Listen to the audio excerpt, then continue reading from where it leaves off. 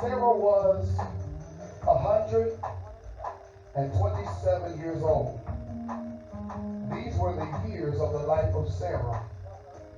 And Sarah died in Kirjath Arba. The same is Hebron in the land of Canaan.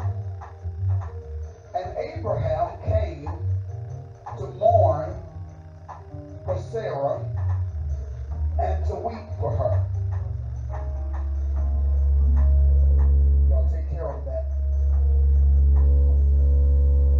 And Abraham stood up from before his dead and spake unto the sons of Heth, saying, I'm a stranger and a sojourner with you.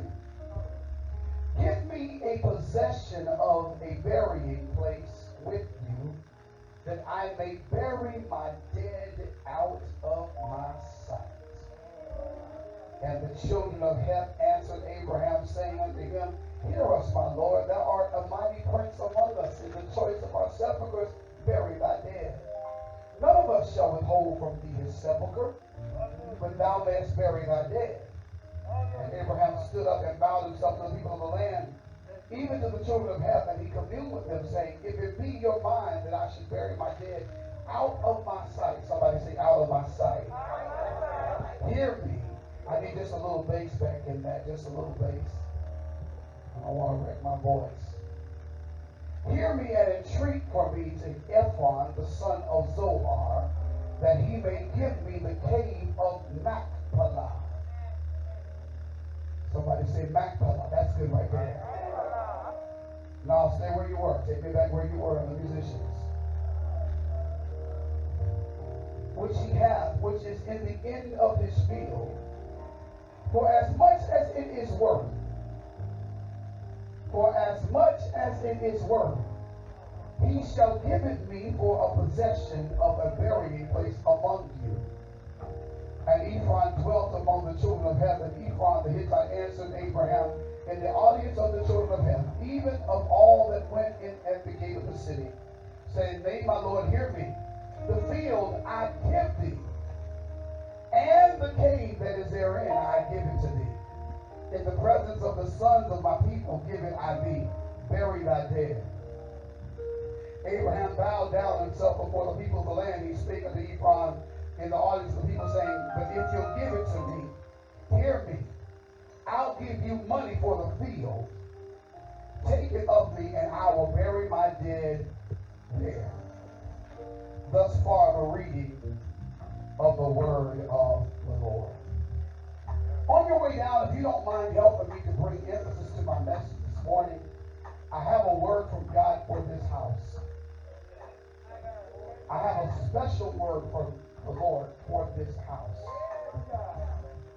Matter of fact, go ahead and sit down.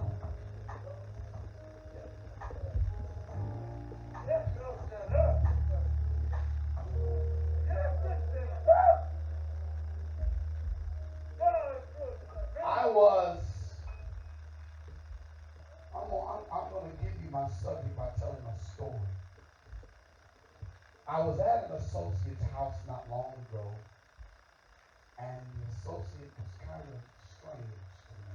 Pastor and overseer, by the way, thank God for overseer Huffman and Pastor Huffman. Y'all praise God for them.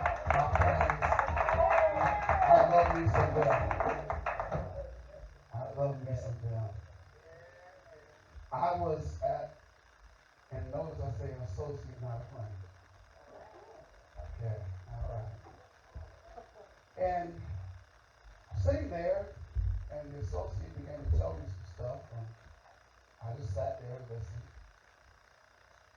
And during the course of the conversation, the associate went and, well, they were telling me about a lot of the things that had happened in their life, and I just sat there and I listened for a while. And the strangest thing happened. They went and got their Bible, and they had told me in the course of the conversation about a neighbor that had passed away. Okay.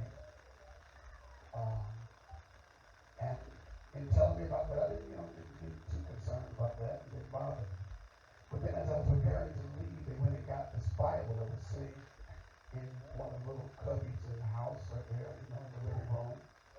And he pulled out an obituary.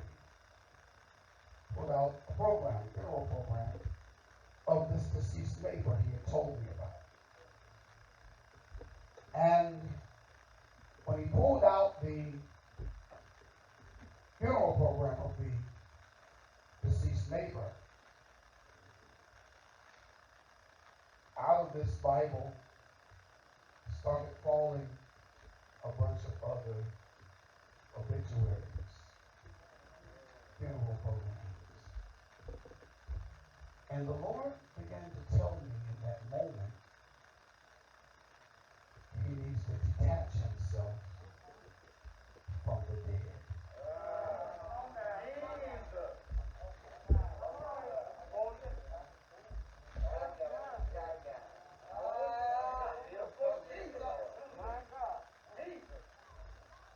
The Lord said he was too attached to the dead. And I asked him a question. I said, let me ask you a question. I said, you're probably going to think I'm crazy when I ask you this, but I need to find out from you, why do you have so many funeral programs,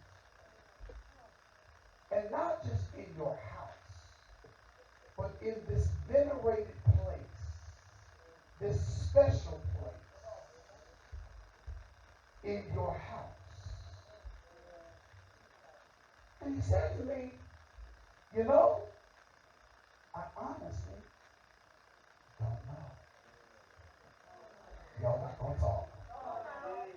I thought I was at Light of the World where I had to talk at church.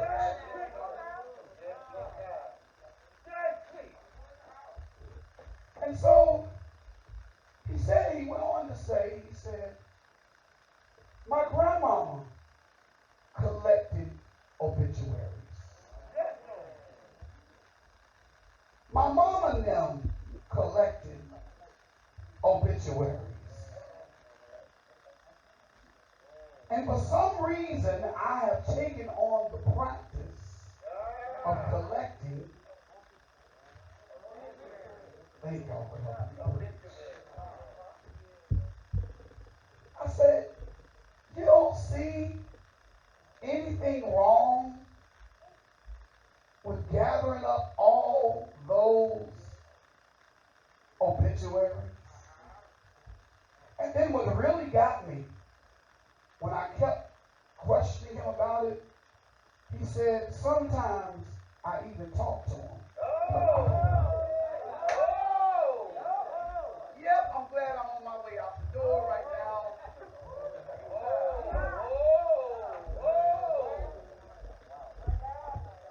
You talking to the obituaries, huh?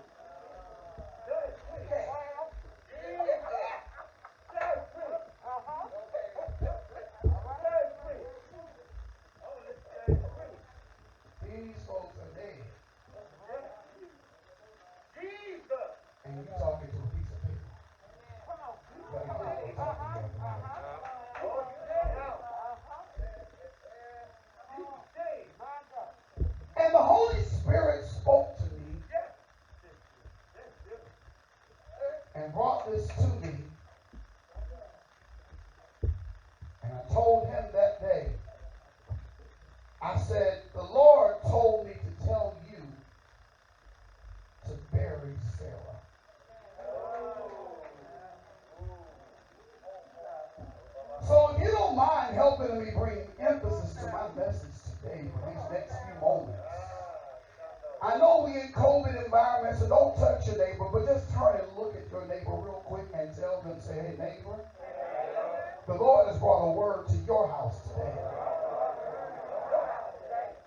It's time for you to bury Sarah.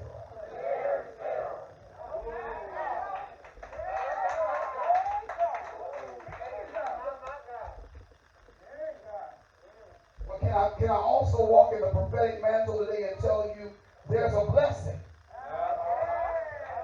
Do me a favor. Go ahead and prophesy to your neighbor and say there's a blessing when you bury Sarah.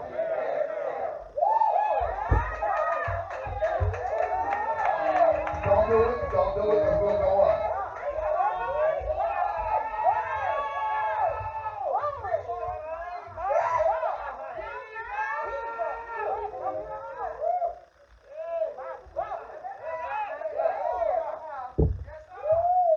Can I taxi down the runway just for a moment?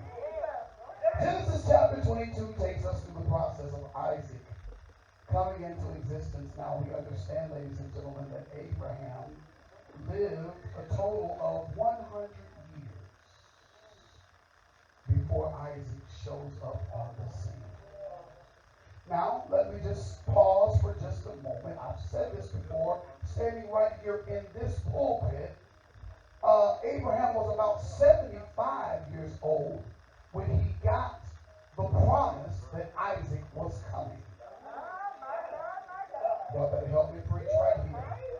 He was about 75 years old when he got the promise that Isaac was coming.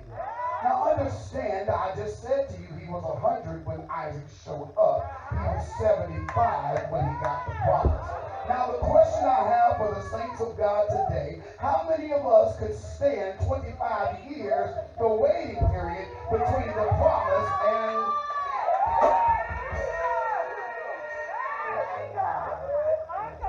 Don't do it. Leave the folk alone. I promise if I holler, I'll let you know.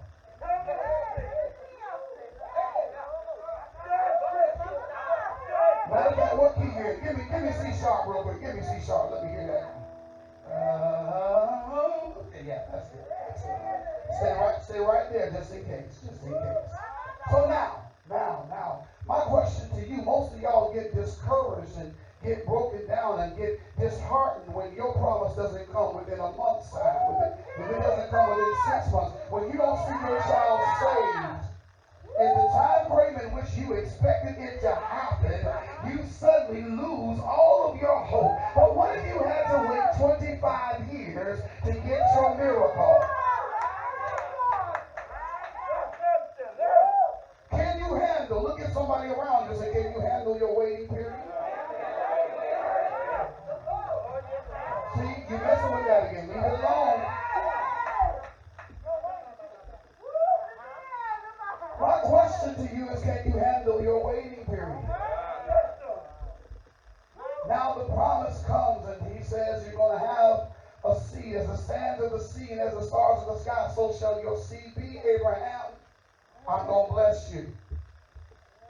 At a time when Abraham has nothing when it comes to children. He's got stuff. I can preach right there. He's got stuff. He's got a whole bunch of stuff, but he doesn't have the thing that he wants. What do you do in your life when you've got a whole bunch of stuff, but the thing you really need or the thing you really want is not sitting there in your hand? Maybe I'm not talking to anybody in here.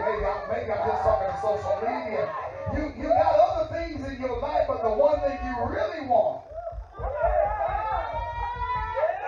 No, I'm not talking about a husband or a wife.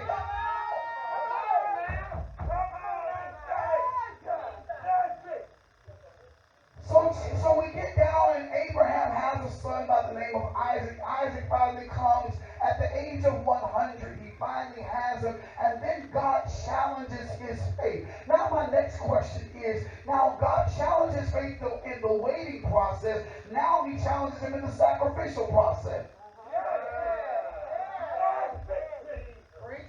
Preach, I think I will today. I feel like preaching today, y'all. I said, so what?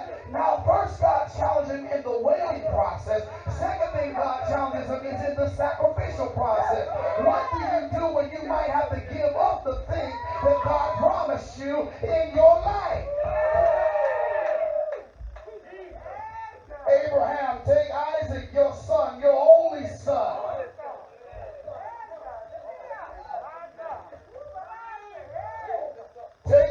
sacrificing up on the mountain, and Abraham leaves everybody else at the bottom of the mountain and tells them, me and the lad are going up. Now, he didn't say we're going to sacrifice. He said, me and the lad are going up to worship.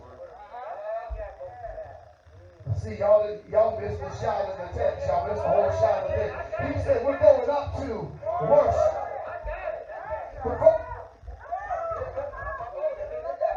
See, but wait. See, the first time worship is ever mentioned in the Bible, if you go back and find the word worship, the first time worship is ever mentioned in the Bible was right there, and it was in conjunction with sacrifice.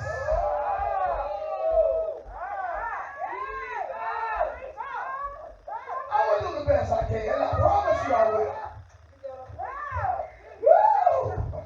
The first time the word worship is ever mentioned in the Bible, it is mentioned in conjunction with sacrifice.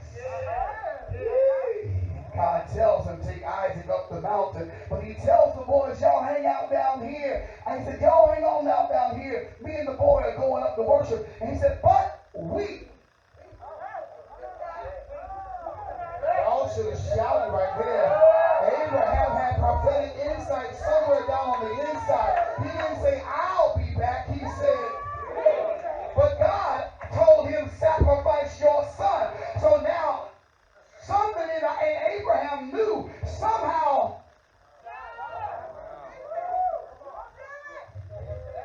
God's going to work this thing out. I don't know who I'm talking to. I don't know who I'm prophesying to. I don't know who I'm preaching to. But listen, I come to tell you, if it looks dead right now, I need somebody to open up your mouth and say,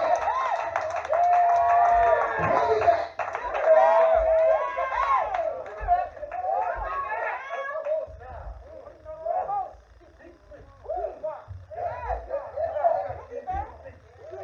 Oh, it's coming back. It's coming back. It's coming back. It's coming back. I know it looks dead, but coming back, coming back, coming back. We'll have a lot of free people that believe the word of the Lord. With now, it's making a comeback.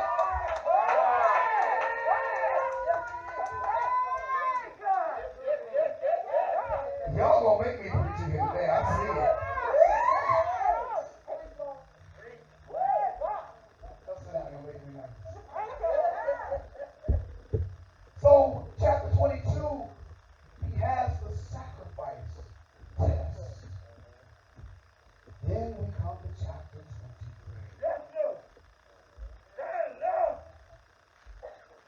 And after, I believe the text said 127 years, he loses his wife, the one he loves.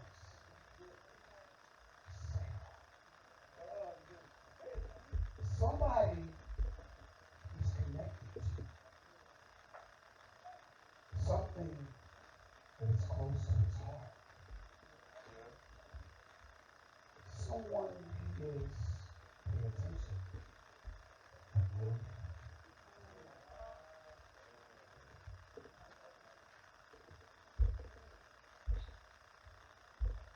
127 years, I don't know exactly how long they were together, but she was alive 127 years. So, for however many years they were together, it was a good long time. Good long time. Now, she's dead.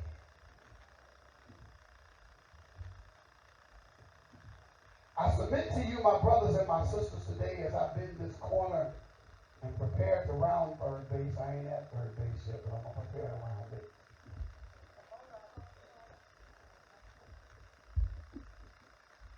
That many of us as believers are walking around with some stuff in our lives that we are familiar with, that we are comfortable with, and we have not paid attention to the fact that it is dead.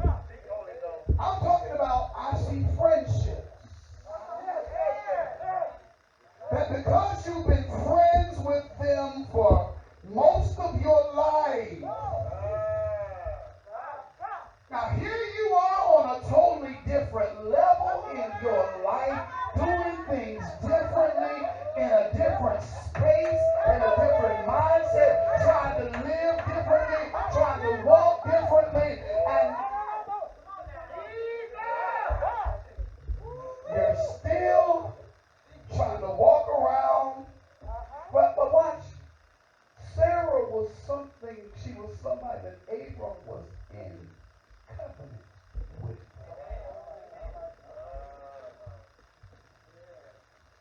He was in agreement with her. He was in covenant with her. He was connected to her.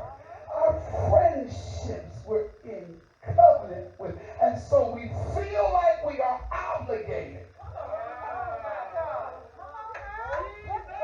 Why y'all don't want to help me preach now? I know right now I am walking down somebody's lane. I'm standing on somebody's doorstep because you've been saying to yourself, somebody leave those instruments alone. Don't do that right now. I need the people to hear the word of the Lord. See, I need you to understand, I'm standing at your doorstep right now.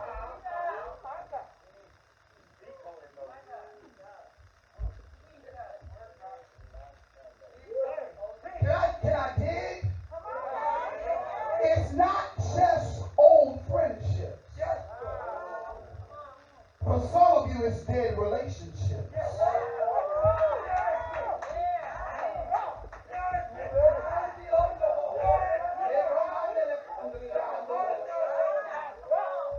They're still sending you the text in the middle of the night, WYD.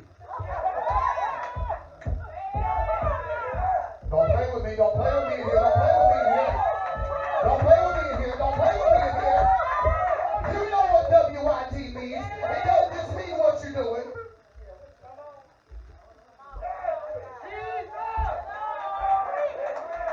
Y'all playing with me today. Y'all know WYD doesn't just mean what you're doing.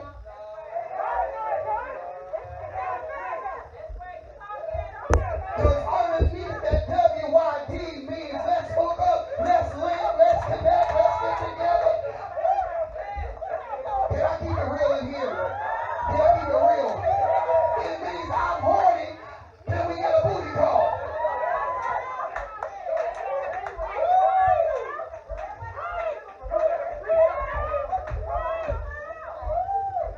Apostle, did you just say yes, I did? It's about time somebody stood in the pulpit and called it real.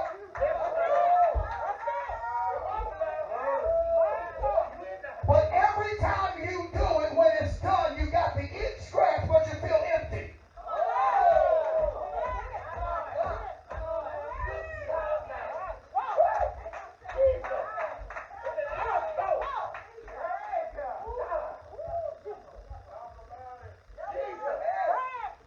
And I don't want any of y'all super sanctified, super saying saints looking around at anybody else that you know might be in the condition, judging them on the condition that they might be in. Because you got your stuff too. I just want to call it out to you.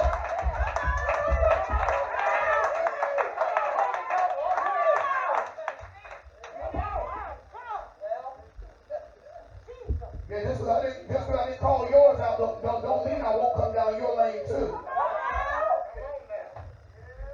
Your tendency is to think that because you're not laying up with anybody, that you're better than the folk that are laying up with somebody. Maybe the problem is for you, nobody wants you.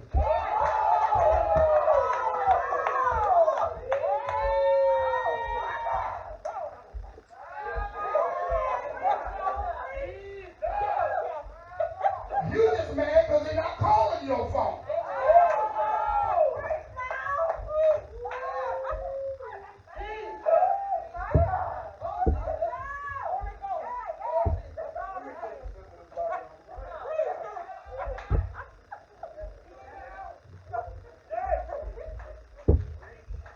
Prophet, you gonna help me get out of here when it's time to go? Because I think I made some enemies just then.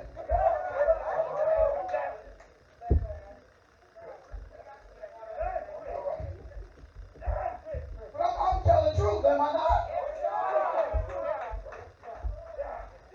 But because we are so familiar with these things, we're walking around with dead stuff tied to us.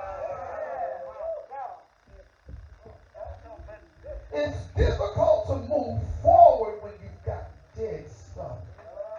Do you know when they used to punish people if you committed murder? One of the ways that they would punish you when you committed murder was that they would tie the dead body. They would tie a rope around your leg and tie the dead body to the end of the rope, and you had to walk around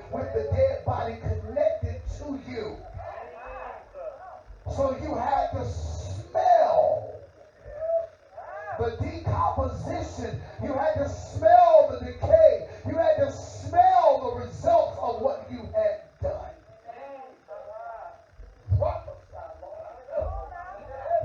Some of you in here, the devil has tried to keep you in a place of punishment by tying your leg up to some dead stuff.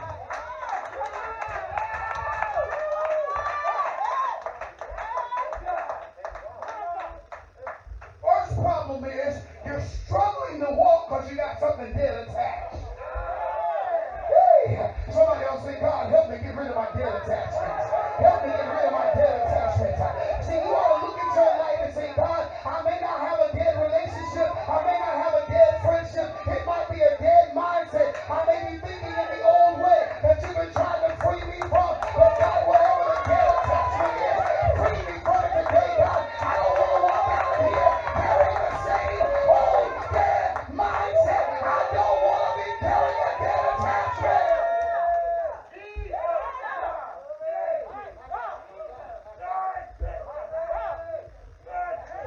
Hard to walk when you got dead stuff attached to you. You're dragging. Can't move forward because you got dead stuff attached to you. You got baby mama. You got baby daddy trauma.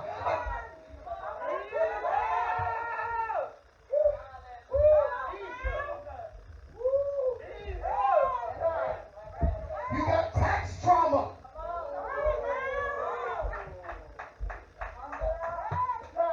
You got married woman trauma. Married man trauma.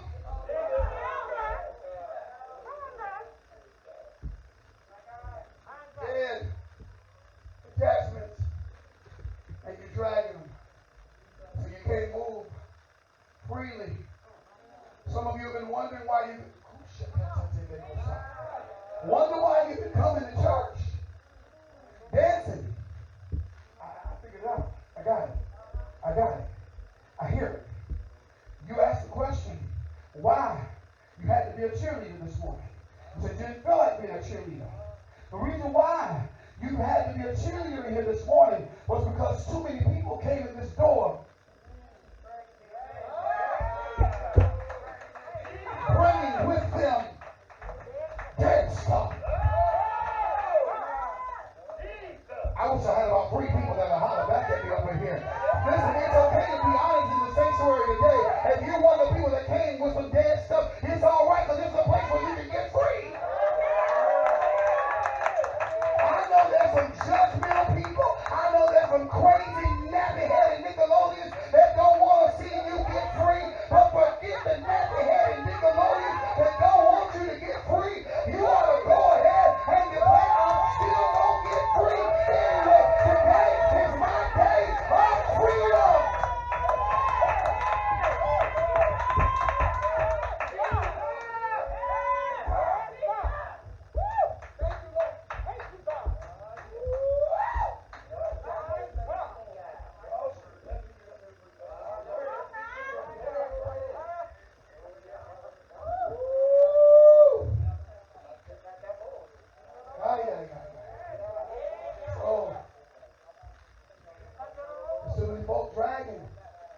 Now watch this. One, you can barely move when you're dragging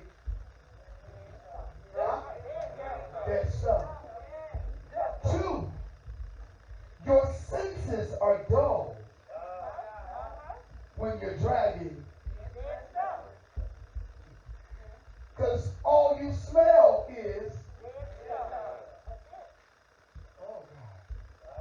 I'm really trying to move and get to my final part of my text, but I'm in something right here because some of y'all can't move forward in life. The reason why you can't have a real relationship. I'm looking at you, but I'm not necessarily talking about you. I'm just over here. That way they don't think I'm talking about them. Reason why they can't move forward in their life and have a real relationship is because they're so used to the smell of dead stuff.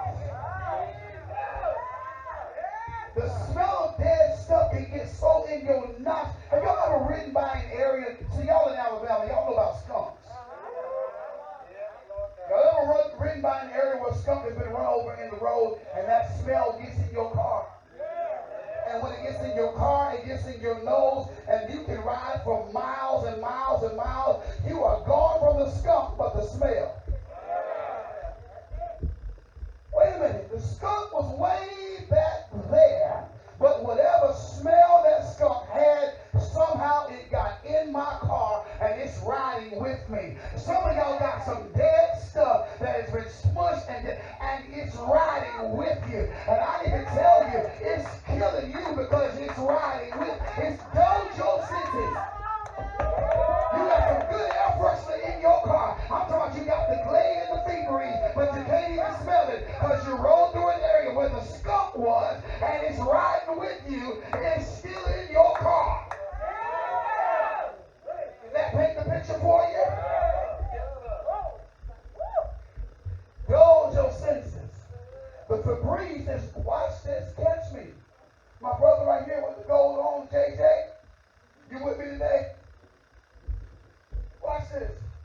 The Febreze is in the car with you. Something good is in the car with you. But you can't even smell what you got with you. Y'all not gonna talk. You can't even see what you got with you because of what has been left behind in the car because you went, yes, stop.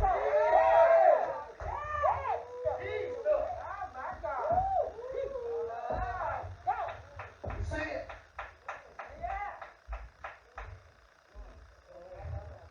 Some of y'all women look at every man the same way.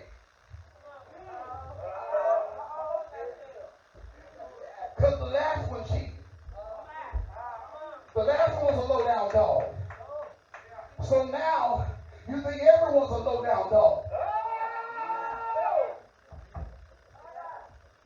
You can't, you got the Febreze in the car, but because you had a skunk,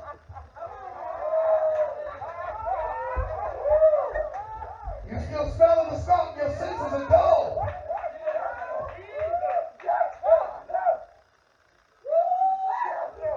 I'm trying to hurry, y'all. I'm trying to hurry.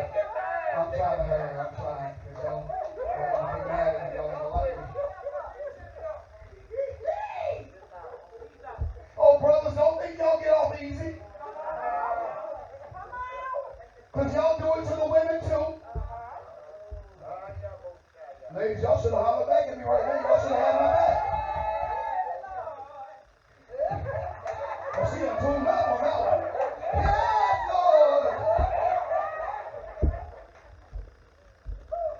Brothers, start treating the women like that last woman you had because you had a skunk. Here's Febreze trying to sit right in the car with you. Here's your blade right in the car with you. Here's a little tree that you hang from your mirror.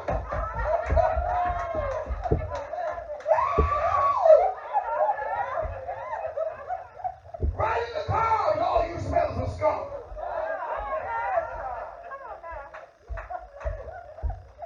What you trying to say? I'm trying to tell you, God's trying to say you something good, but you're missing out because all you skunk is a skunk. You got that stuff attached to you. But wait, let me give you a third thing. I'm about to bend this corner now. I'm almost at third base, so I'm about to bend this corner. Now, you number one, you can barely walk because you're carrying. Oh, y'all got it. Number two, your senses are dull because you're carrying dead stuff. Got the skunk. Number three, everybody else smells it. Because now y'all do understand back in that day, they did not have an embalming process.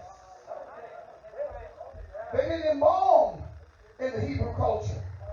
So when you were carrying something dead, it literally, they rushed you to the grave because they put spices on you, but they didn't embalm you. It was on you, but it wasn't in you. So if that sun was getting to that body, it was decaying. So everybody was smelling. See, some of y'all think,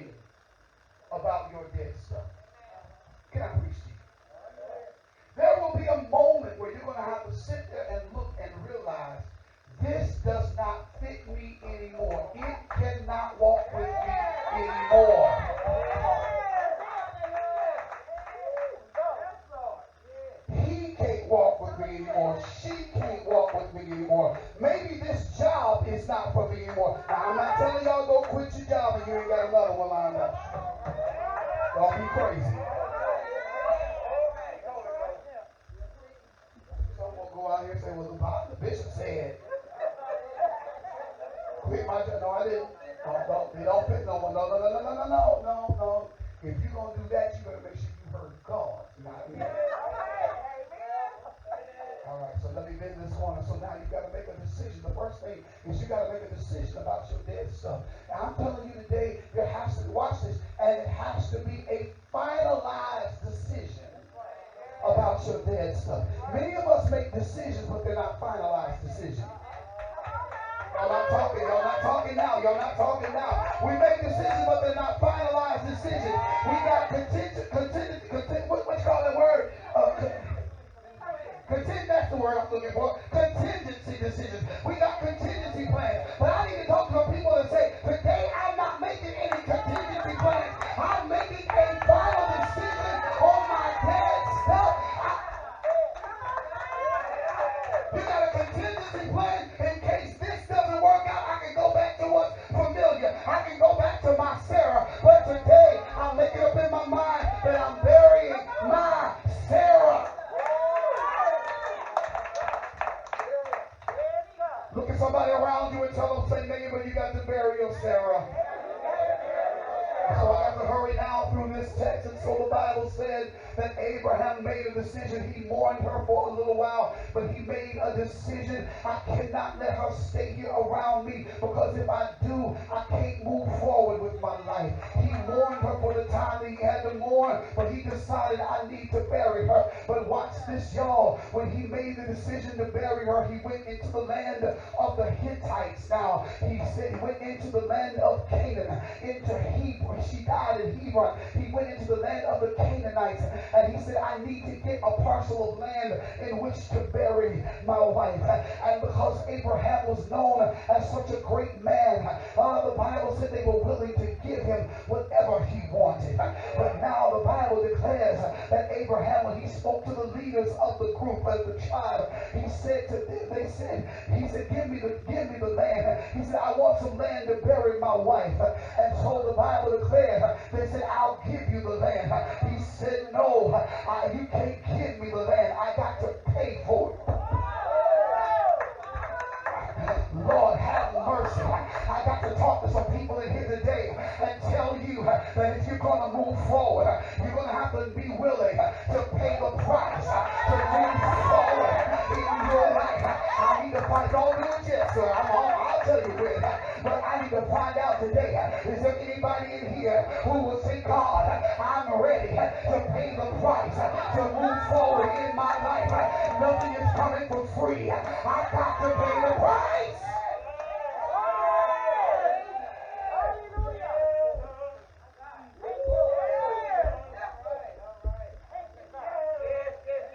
Somebody holler, I'm willing to pay the price.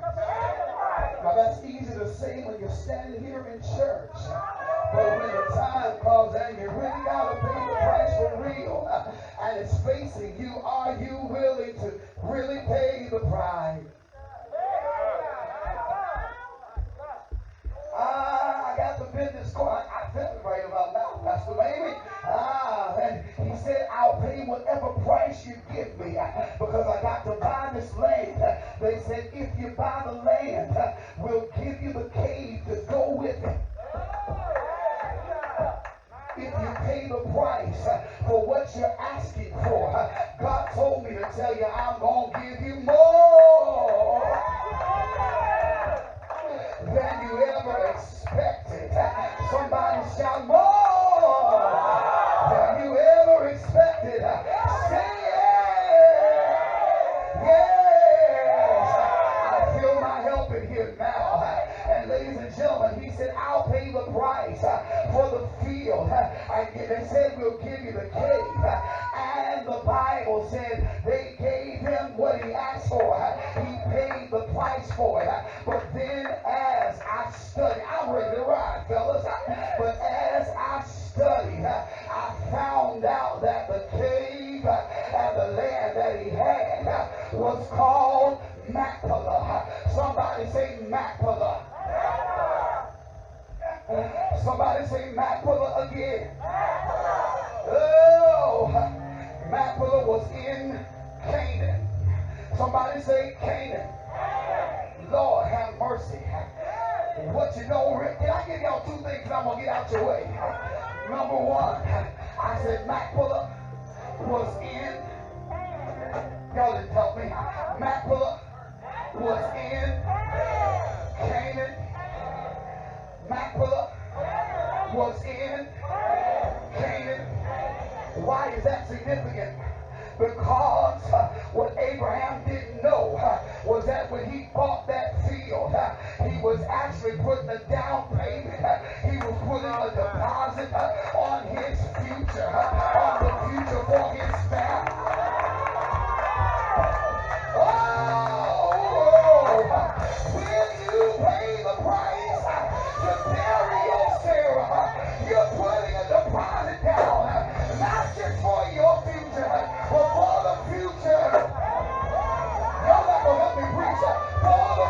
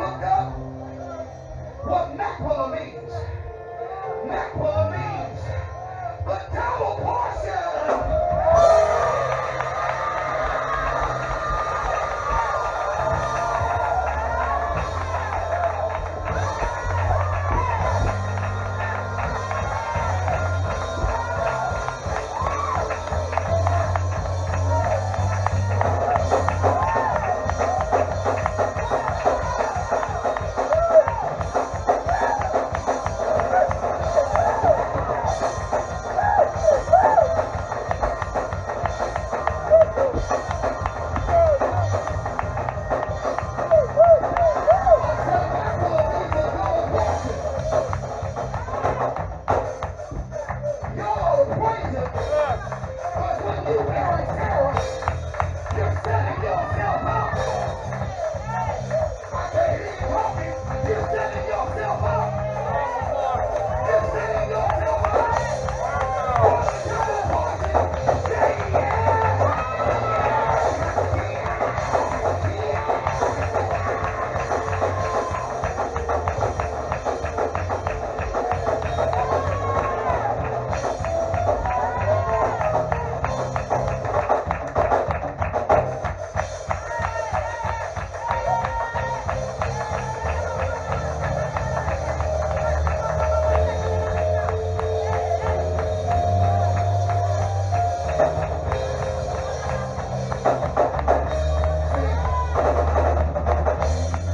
See, y'all don't believe it.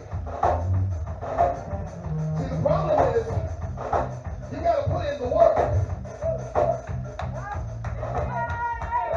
You got to put in the work. It's going to be uncomfortable to let go of the familiar. Yes, so I'm preaching to myself too, y'all.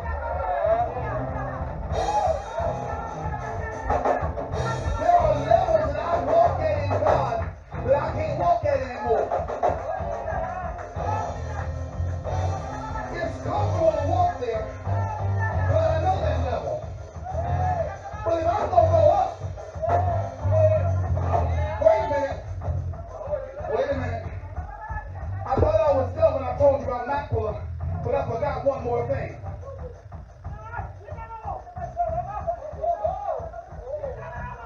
Can y'all handle one more blessing?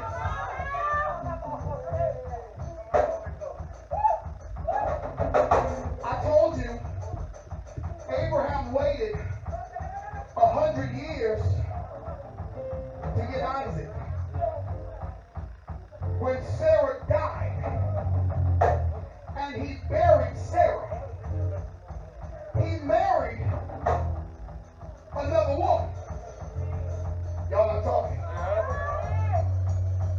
Believing ain't was gonna do it, right?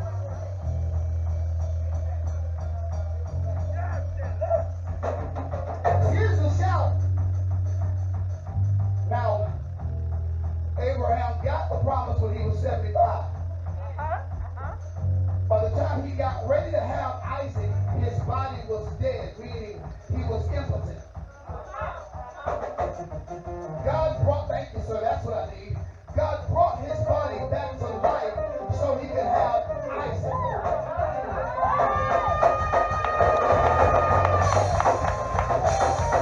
But wait, that ain't the shout. After Sarah was dead and he married Keturah, what God did in his life was so strong that he had